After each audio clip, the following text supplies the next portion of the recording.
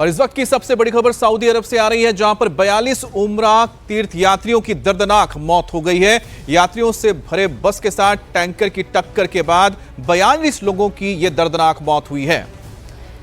आपको जानकारी दे दें, भारतीय उम्रा तीर्थ यात्री जिंदा जल गए हैं। बताया जा रहा है कि बस मक्का से मदीना की तरफ जा रही थी और तभी ये भयानक टक्कर हुई, जिसमें 20 महिलाएं 11 बच्चों की जलकर मौत हो गई है।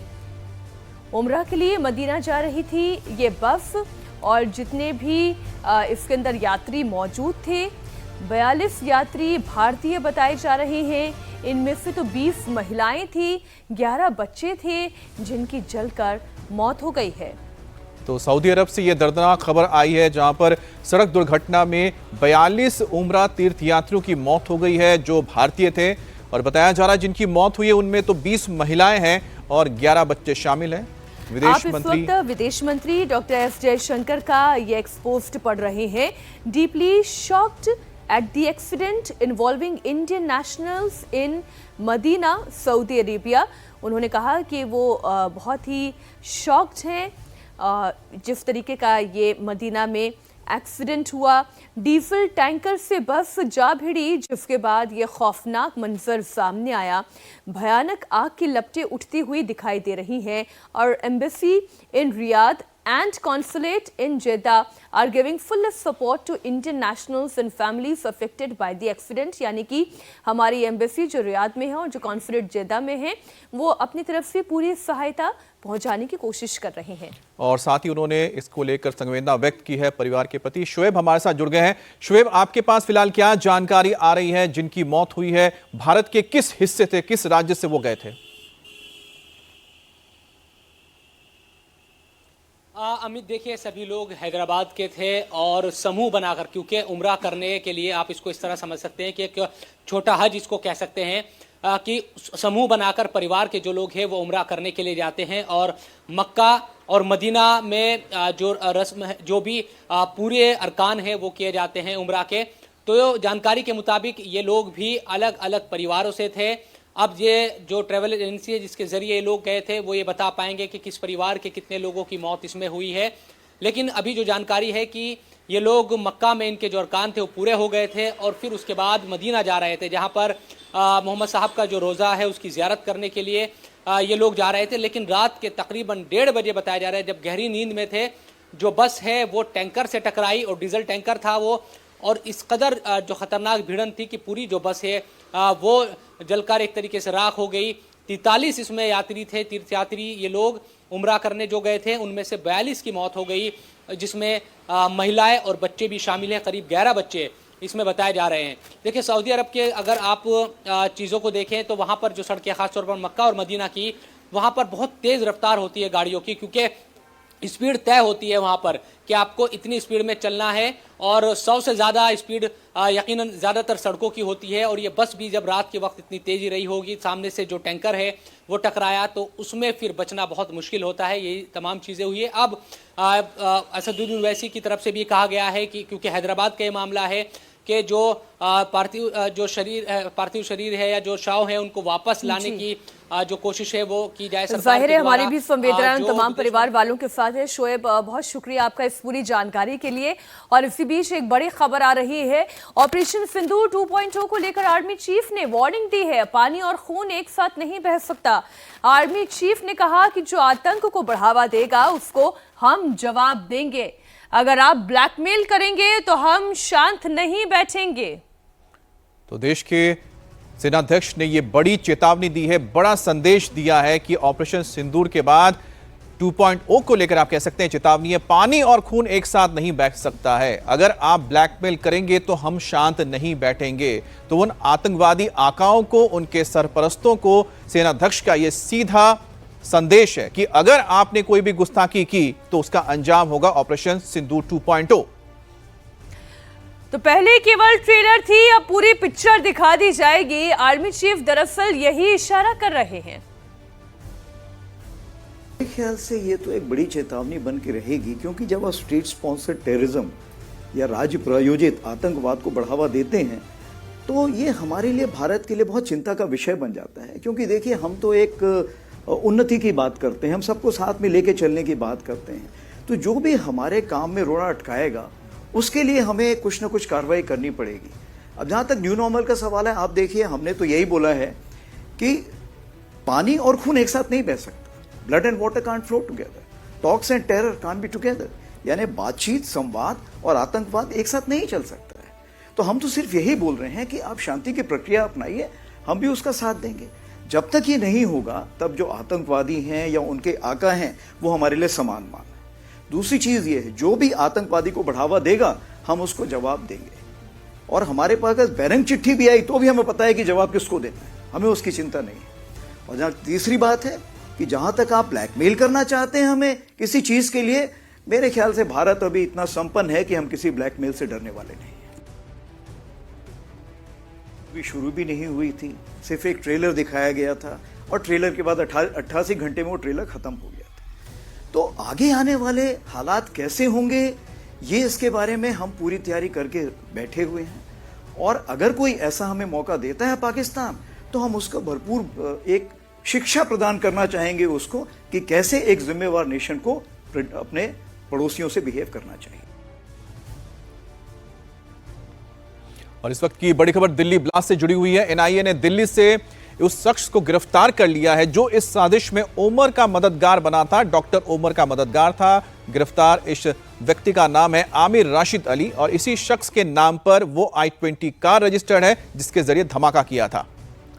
आपको जानकारी दे दें, आज आमिर रशीद को दिल्ली की पटियाला हाउस कोर्ट में पेश किया जाएगा, जहां एनआईए उसकी रिमांड के लिए कोर्ट से गुहार लगाएगी। आमिर जम्मू कश्मीर के पंपोर का रहने वाला है और दिल्ली आसपास के इलाकों में उमर और आमिर एक साथ कई जगहों पर नजर भी आए। आमिर राशिद अली ने ही उमर के साथ दिल्ली में कार धमाके की साजिश रची। आमिर ने ही फरीदाबाद के रॉयल कार जोन से वो I-20 कार खरीदी थी जिसका इस्तेमाल आतंकी डॉक्टर उमर ने धमाके के लिए किया था और इसने ही कार खरीदकर उमर को दी थी। देखिए, एक पेट्रोल पंप पर पॉल्यूशन करवाते हुए भी ये एक सीसीटीवी के जरिए सामने आए थे। यहां पर आप देख सकते हैं उमर आपको नजर आ रहा है और उमर के नाम ही ये कार रजिस्टर्ड थी और उमर के हाथ में ही चाबी नजर आई थी जब उसने डीलर से ये कार खरीदी थी। दिल्ली ब्लास्ट का केस अपने हाथ में लेने के बाद एनआईए ने यह पहली गिरफ्तारी की है। आतंकी उमर से जुड़े हुए कुछ लोगों को जम्मू कश्मीर पुलिस ने हिरासत में लिया है। उनसे पूछताछ में चौंकाने वाले खुलासे भी हुए हैं। जांच एजेंसियां दिल्ली से लेकर हरियाणा तक, यूपी से लेकर जम्मू कश्मीर तक छापेमारी कर रही है। पल पल डॉक्टर्स के टेरर मॉड्यूल पर बड़े खुलासे भी हो रहे हैं। सुसाइड बॉम्बर 2 साल से क्यों ढूंढ रहा था उमर?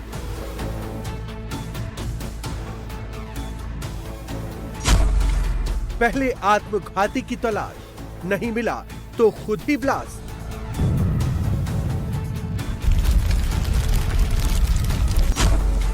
सीसीटीवी में 2-2 फोन, ब्लास्ट के बाद कहां गायब?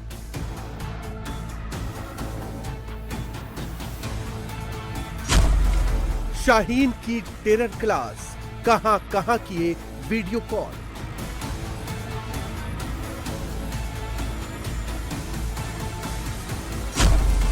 अल फलाह यूनिवर्सिटी अब बुलडोजर की तैयारी। अभी बड़ी खबर आ रही है, आमिर के भाई उमर से भी एनआईए पूछताछ कर रही है। परिवार के मुताबिक 10 नवंबर को आमिर और उसके बड़े भाई उमर को गिरफ्तार किया गया था। हालांकि 2 दिन के बाद उमर को घर वापस छोड़ दिया गया था और फिर शनिवार को दोबारा उसे एनआईए ने हिरासत में लिया। आमिर और उमर दोनों से अब एनआईए पूछताछ कर रही है। हम इस वक्त दक्षिणी कश्मीर के पुलवामा के संबूरा गांव में मौजूद है और मेरे पीछे आप जो ये घर देख रहे हैं ये आमिर रशीद का घर है जिसे एनआईए ने दिल्ली से गिरफ्तार करने का दावा किया है। हालांकि दिल्ली कार ब्लास्ट जो 10 नवंबर को हुआ था, परिवार का ये कहना है कि तब दोनों भाई घर में मौजूद थे, उमर और आमिर, और जम्मू कश्मीर पुलिस ने उनकी गिरफ्तारी अमल में लाई थी। हालांकि 2 दिन के बाद जो उमर रशीद है उनको जम्मू कश्मीर पुलिस ने रिहा कर दिया था क्वेश्चनिंग के बाद, लेकिन आमिर को रिलीज़ नहीं किया गया क्योंकि ये माना जा रहा है कि दिल्ली कार ब्लास्ट में जिस i20 कार का इस्तेमाल किया गया था वो आमिर के नाम पर खरीदी गई थी, और दिल्ली में जो कार ब्लास्ट हुआ उसमें आमिर ने डॉक्टर उमर की पूरी मदद की थी। हालांकि जो आमिर के भाई है उमर, सैटरडे को दोबारा उन्हें एनआई जो है अपने साथ लेके गई है और अभी भी वो एनआई की कस्टडी में है, ऐसा परिवार वालों का कहना है।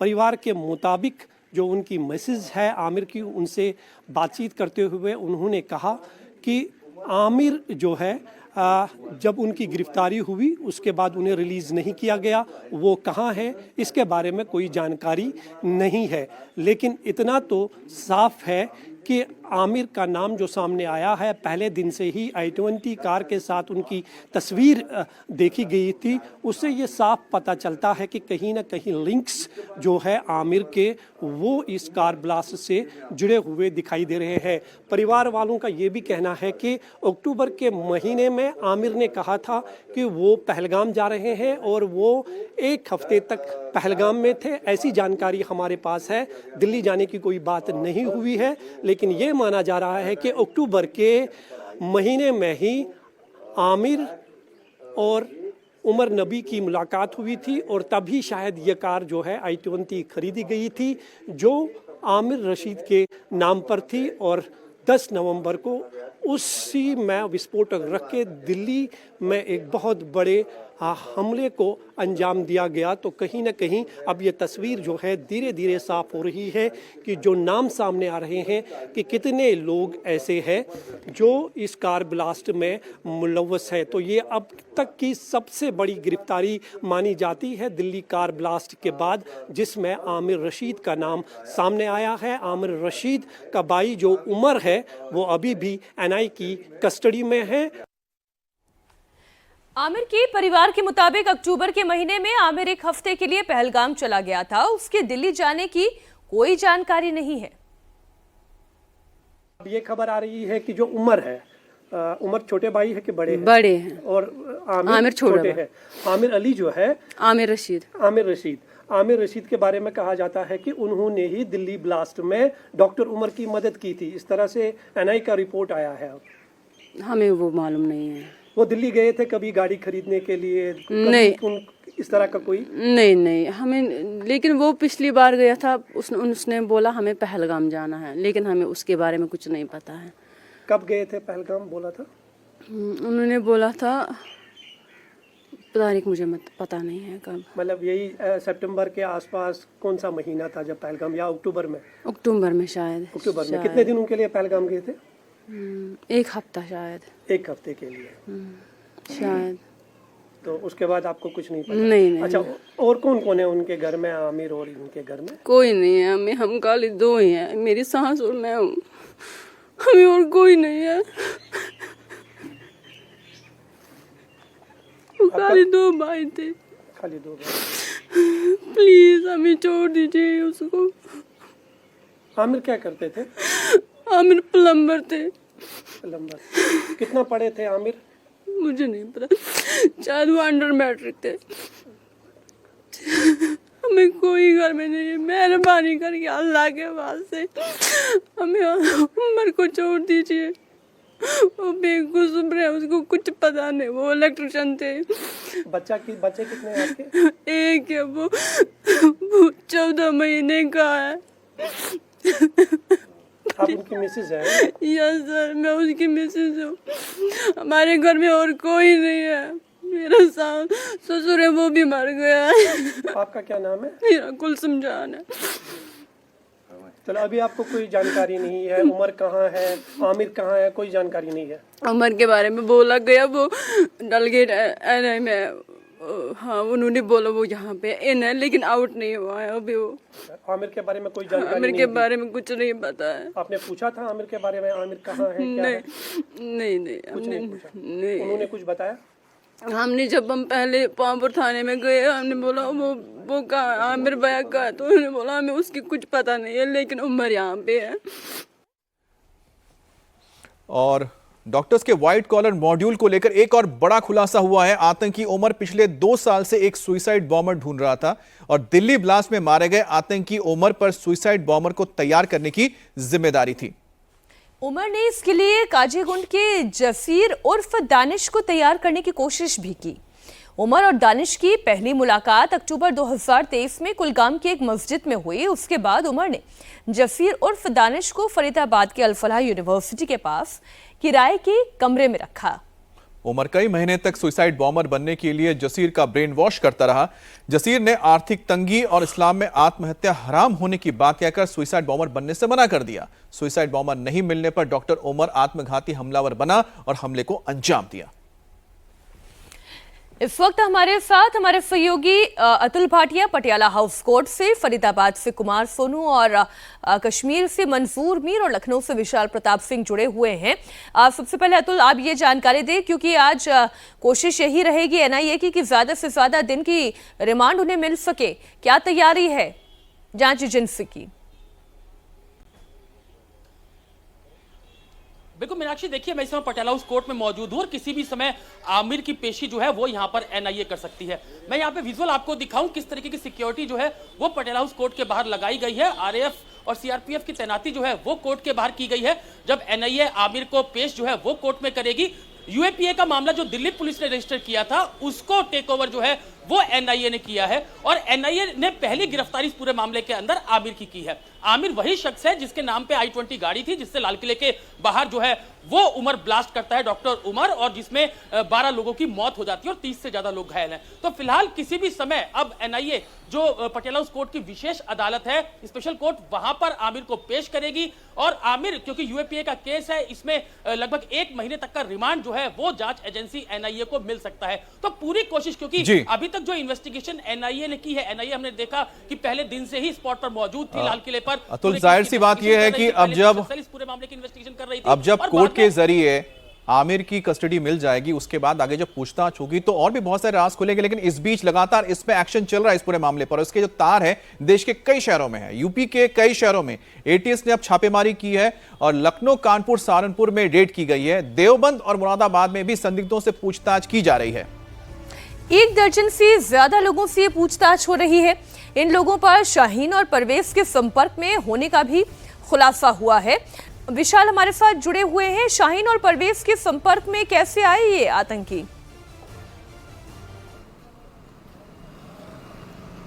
देखिए मीनाक्षी, ये पूरा जो मॉड्यूल है दरअसल वो व्हाइट कॉलर टेरर मॉड्यूल है। इसीलिए इस पूरे मामले में यूपी एटीएस बहुत फूक के कदम रख रही है और इसी संपर्क में लखनऊ के पारा इलाके से अगर बात किया जाए तो एक भाई बहन को हिरासत में लिया गया है और उनसे पूछताछ की जा रही है। इसके अलावा लखनऊ, कानपुर, सहारनपुर और उत्तर प्रदेश के पश्चिमी इलाके में कई सारे ऐसे शहर हैं जिससे मेरठ भी शामिल है, शामली भी शामिल है। वहां पर बाकायदा रेड चल रही है एटीएस की और एटीएस के पास इस बात की जानकारी है कि स्लीपर मॉड्यूल के तौर पर जो लोग काम कर रहे थे डॉक्टर शाहीन के लिए, डॉक्टर परवेज के लिए, जो कि दोनों इस समय एजेंसीज के कब्जे में है, उनसे लगातार पूछताछ हो रही है। तो जिन लोग की संलिप्तता सामने आ रही है, सिर्फ संपर्क होने से किसी को पूछताछ के लिए नहीं उठाया जा रहा है, जिन लोग की संलिप्तता सामने आ रही है उनको बाकायदा उठाया जा रहा है, उनसे बाकायदा पूछताछ हो रही है और काफी सारे ऐसे एविडेंसेस आ रहे हैं जिससे साबित हो रहा है कि ये पूरा जो मनी ट्रेल है जिससे जरिए डॉक्टर शाहीन को 20 लाख रुपए जैश ए मोहम्मद के जरिए भेजे गए थे हवाला रैकेट के जरिए, तो हवाला कारोबारियों का भी जो कारोबार है उसको भी बाकायदा यहां पर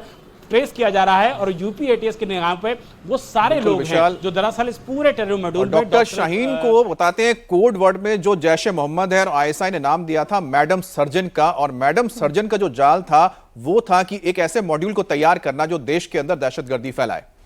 और डॉक्टर्स के टेरर मॉड्यूल पर एक्शन भी लगातार किया जा रहा है। अल फलाह यूनिवर्सिटी के चेयरमैन जावेद अहमद सिद्दीकी को दिल्ली पुलिस की क्राइम ब्रांच ने 2 समन भेजे हैं और दिल्ली पुलिस ने अल फलाह यूनिवर्सिटी के खिलाफ 2 एफआईआर भी दर्ज कर लिए हैं। माना जा रहा है कि अल फलाह का फाउंडर जावेद अहमद सिद्दीकी दुबई में है।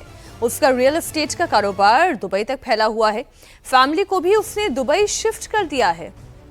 और कुमार सोनू हमारे साथ मंजूर भी जुड़ गए हैं और मंजूर से हम पूछते हैं, मंजूर इस बारे में और आपके पास क्या जानकारी आ रही? कुमार सोनू से हम बात करते हैं। कुमार, अगर आपको आवाज आ रही हो तो।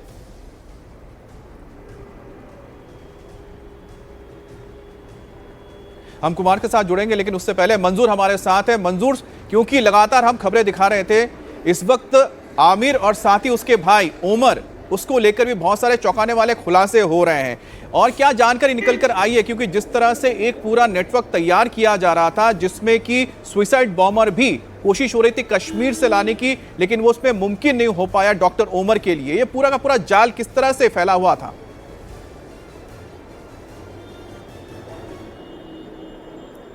बिल्कुल अमित, ये एक बहुत बड़ा नेटवर्क है और धीरे धीरे जो है इसके तार कहाँ तक जुड़े हुए हैं ये तस्वीर अब साफ होती हुई दिखाई दे रही है। क्योंकि आमिर की जो पहली गिरफ्तारी हुई है दिल्ली ब्लास्ट केस में, ये एक महत्वपूर्ण गिरफ्तारी मानी जा रही है और इससे कहीं बड़े और खुलासे जो है इनकी गिरफ्तारी से सामने आ सकते हैं। और जम्मू कश्मीर पुलिस भी लगातार अपनी छापामारी कार्रवाई जो है वो जारी रखे हुए है। लगातार पूरे कश्मीर में जो है जो वाइट कॉलर्स है उनके खिलाफ बड़े पैमाने पर कार्रवाई जारी है। कहीं डॉक्टर्स को लगातार पूछताछ के लिए बुलाया जा रहा है, उनसे हर एक बार जावेद सिद्दीकी पर हम थोड़ी सी और जानकारी ले लेते हैं। मंसूर, आप रहिए हमारे साथ। कुमार, अगर आप हमें सुन पा रहे हैं, ये जो जावेद सिद्दीकी का कनेक्शन है, चूंकि आप इस वक्त फरीदाबाद में ही मौजूद हैं, जरा ये बताएं कि इनका कारोबार कहां कहां तक फैला हुआ है। देखिए मीनाक्षी, मैं आपको बता दूं, जो जावेद अहमद सिद्दीकी है उनको जो है लगातार हम लोग ट्रेस करने की कोशिश कर रहे हैं, लेकिन अभी तक वो रेंज से बाहर हैं। दिल्ली पुलिस की क्राइम ब्रांच ने जो 2 अलग अलग एफआईआर दर्ज की थी अल-फलाह यूनिवर्सिटी के खिलाफ, उसमें 2 अलग अलग समन जो हैं दिए गए हैं। इसमें मैं आपको बताऊं, जावेद अहमद सिद्दीकी जो है वो 9 अलग अलग कंपनियों के मालिक है, जिसमें Al-Falah developer, Al-Falah medical research foundation, Al-Falah industrial research foundation, Al-Falah education service, MJH developer, Al-Falah investment, ये तमाम ऐसी कंपनियां हैं जिनको जो है जावेद अहमद सिद्दीकी चलाता है, जो कि अल-फलाह यूनिवर्सिटी का चेयरमैन भी है और साथ ही साथ चांसलर भी है। फिलहाल पुलिस जो है इस पूरे मामले की जांच में जुटी हुई है। क्राइम ब्रांच ने अलग 2 एफआईआर दर्ज की है। इसके अलावा जो UAPA के तहत या जो दिल्ली पुलिस ने एक मुकदमा दर्ज किया था जब ब्लास्ट हुआ था, इसके अलावा दिल्ली पुलिस की स्पेशल सेल ने पूरी कॉन्स्पिरेसी का खुलासा करने के लिए एक अलग से एफआईआर दर्ज की है। तो यानी दिल्ली में अब तक 4 एफआईआर दर्ज हो चुकी है, जिसमें से जो ब्लास्ट वाली एफआईआर है उसको NIA टेक ओवर कर चुकी है। बिल्कुल बिल्कुल, आप रहे हमारे साथ। एक और बड़ी खबर इसी बीच आ रही है, आतंकी शाहीन को लेकर ये बड़ी खबर है। उत्तर प्रदेश के 3 शहरों में शाहीन के बैंक अकाउंट है। लखनऊ, कानपुर, सहारनपुर में शाहीन के बैंक अकाउंट का पता चला है और तीनों अकाउंट से करोड़ों का लेन देन भी हुआ। इन बैंक अकाउंट से आतंकी शाहीन के भाई परवेज को भी रकम भेजी गई थी। तो ये बड़ी खबर आपको बता रहे हैं कि शाहीन शाहिद, डॉक्टर शाहीन शाहिद, उनके 3 बैंक अकाउंट्स के बारे में पता चला है और बताया जा रहा है कि करोड़ों का इसमें ट्रांजैक्शन होता था। डॉक्टर शाहीन और परवेज को लेकर एक और बड़ा सा खुलासा भी हुआ है। शाहीन और परवेज की जिहादी क्लास वीडियो कॉल के जरिए चलती थी और दोनों भाई बहन ने व्हाट्सएप ग्रुप में 100 से ज्यादा लोगों को जोड़ा था। शाहीन और उसका भाई परवेज वीडियो कॉल के जरिए कट्टरता का पाठ पढ़ाते थे, युवाओं को आतंकी बनाने के लिए भड़काऊ बयानबाजी भी करते थे और इस ग्रुप में कई मौलानाओं को भी जोड़ा गया था। NIA की जांच में यह भी पता चला है कि ब्लास्ट में व्हीकल बोर्न ID का इस्तेमाल किया गया था। गाड़ी में विस्फोटक को छिपाने के लिए ज्यादा जगह मिल जाती है। इस ब्लास्ट का असर भी ज्यादा भयानक होता है। व्हीकल बोर्न ID को इतना खतरनाक इसलिए माना जाता है क्योंकि इसे पहचानना मुश्किल होता है। इसके साथ बड़ा धमाका करने से ज्यादा लोगों की जान ली जा सकती है और गाड़ी के मेटल के पार्ट्स भी गोलियों की तरह ही काम करते हैं, क्योंकि तेज रफ्तार में जब वो छितरते हैं जाते हैं तो वो भी नुकसान पहुंचाते हैं। दिल्ली ब्लास्ट की तस्वीरें यही बताती है एक आधा अधूरा ID भी कितना खतरनाक हो सकता है। इसलिए चेतावनी जारी की गई है कि भविष्य में व्हीकल बोर्न ID का इस्तेमाल ज्यादा किया जा सकता है। NIA का दावा है कि लाल किले में हुआ हमला किसी छोटी साजिश का हिस्सा नहीं था, बल्कि एक संगठित आतंकी योजना थी जिसमें कई लोग शामिल हो सकते हैं। और दिल्ली कार ब्लास्ट के बाद कानपुर का GFVM मेडिकल कॉलेज भी चर्चा में आ गया है। यहां के फार्माकोलॉजी विभाग अध्यक्ष रह चुकी डॉक्टर शाहीन अरेस्ट हुई, यानी कि HOD थी वो।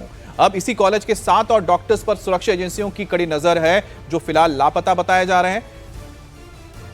दिल्ली ब्लास्ट से जुड़ा एक और बड़ा खुलासा, उमर और मुजम्मिल जैश के आतंकियों से मिले हुए थे।